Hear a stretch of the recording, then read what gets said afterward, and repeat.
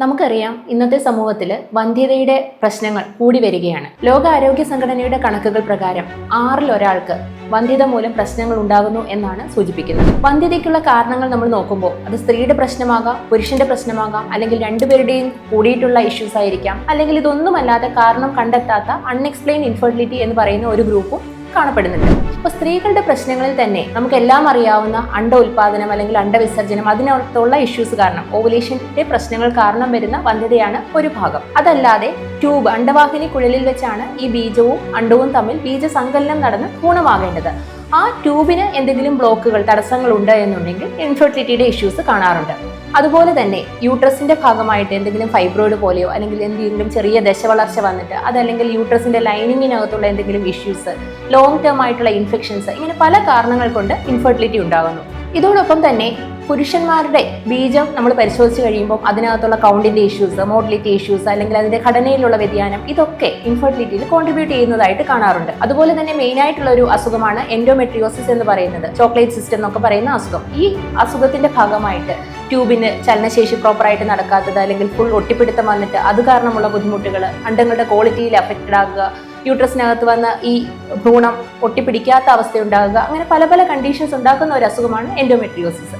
എന്നാൽ ഈ മേൽപ്പറഞ്ഞ ഘടകങ്ങൾക്കെല്ലാം ട്രീറ്റ്മെന്റ് IVF ആണോ എന്ന് ചോദിച്ചാൽ അതല്ല. ഇൻഫെർട്ടിലിറ്റിയുടെ ട്രീറ്റ്മെന്റ് എന്നതിനെ കുറിച്ച് വളരെ കോമൺ ആയിട്ടുള്ള ഒരു തെറ്റിദ്ധാരണയാണ് എല്ലാവർക്കും IVF വേണ്ടി വരും എന്നുള്ളത്. ചില കേസുകളിൽ നിസ്സാരമായിട്ടുള്ള കോണ്ടാക്ട് ഇഷ്യൂസ് ആയിരിക്കാം, അതായത് ലൈംഗിക ബന്ധം പ്രോപ്പറായിട്ട് നടക്കാത്തത് കൊണ്ട് വന്ധ്യത അനുഭവപ്പെടുന്ന ഒരു വിഭാഗവും നമ്മുടെ കൂട്ടത്തിലുണ്ട്. അത് ചിലപ്പോൾ ഉദാഹരണക്കുറവിന്റെ പ്രശ്നങ്ങളായിരിക്കാം, അല്ലെങ്കിൽ വജൈനിസ്മസ് എന്ന് പറയുന്ന സ്ത്രീയുടെ മസിൽസ് ടൈറ്റൻ ആകുന്ന ഒരു കണ്ടീഷൻസിന്റെ ഭാഗമായിരിക്കാം. അപ്പോൾ ഇതിനൊക്കെ നിസ്സാരമായിട്ടുള്ള ഒരു കൗൺസിലിങ്ങിലൂടെ, അവർക്കൊരു മാനസികമായിട്ടുള്ള സപ്പോർട്ട് കൊടുക്കുന്നതിലൂടെ തന്നെ ഈ ഫാക്ടേഴ്സ് നമുക്ക് കറക്റ്റ് ചെയ്യാവുന്നതാണ്. അതുപോലെ അവരുടെ ലൈഫ് സ്റ്റൈലിനകത്തുള്ള ചെറിയ ചെറിയ വ്യത്യാസങ്ങൾ, ഡയറ്റ്, എക്സസൈസ് ഒക്കെ മോഡിഫൈ ചെയ്യുന്നതിലൂടെ അമിതവണ്ണമുള്ളവർക്ക് അല്ലെങ്കിൽ PCOD ഉള്ളവർക്കൊക്കെ ഒരു 5 മുതൽ 10% വരെ വെയിറ്റ് കുറച്ചാൽ തന്നെ കൺസീവ് ആകുന്നതായിട്ട് നമ്മൾ കാണാറുണ്ട്. ഇപ്പോൾ ഓവുലേഷന്റെ പ്രശ്നങ്ങളാണെങ്കിൽ അല്ലെങ്കിൽ അണ്ടർലൈങ് ഹോർമോണൽ ഇഷ്യൂസ് ആണെങ്കിൽ അതിന് കറക്റ്റ് ചെയ്യുന്ന ചെറിയ മരുന്നുകളുടെ സഹായത്തോടു കൂടി, ഇനി മൈൽഡായിട്ടുള്ള സെമൻ അനാലിസിസിലെ വ്യത്യാസങ്ങളാണെങ്കിൽ നമുക്ക് IUI എന്ന് പറയുന്ന ഒരു ചികിത്സാ രീതിയിലൂടെ തന്നെ ഈ ഇൻഫെർട്ടിലിറ്റിയുടെ ഇഷ്യൂസ് ഓവർകം ചെയ്യാൻ വേണ്ടിയിട്ട് സാധിക്കും. എന്നാൽ ചില കേസുകളിൽ സിവിയർ ആയിട്ടുള്ള കണ്ടീഷൻസിൽ എൻഡോമെട്രിയോസിസ് അല്ലെങ്കിൽ ട്യൂബ് ബ്ലോക്ക് ആണ്, 2 സൈഡിലെയും ട്യൂബ് ബ്ലോക്ക് ആണ്, സിവിയർ ആയിട്ടുള്ള മെയിൽ ഫാക്ടർ ഇഷ്യൂസ് ഉണ്ട്, അങ്ങനെയൊക്കെയുള്ള കണ്ടീഷൻസിൽ നമുക്ക് IVF വേണ്ടി വരും. ചില കണ്ടീഷൻസിൽ നമുക്ക് ചെറിയ സർജറികളുടെ സഹായത്തോടു കൂടിയിട്ട് ഇവർക്ക് പ്രഗ്നൻസി എന്നുള്ളത് സാധ്യമാക്കുവാൻ വേണ്ടി സാധിക്കും. അപ്പോൾ ഈ തിരിച്ചറിവാണ് ഏറ്റവും ആദ്യം വേണ്ടത്.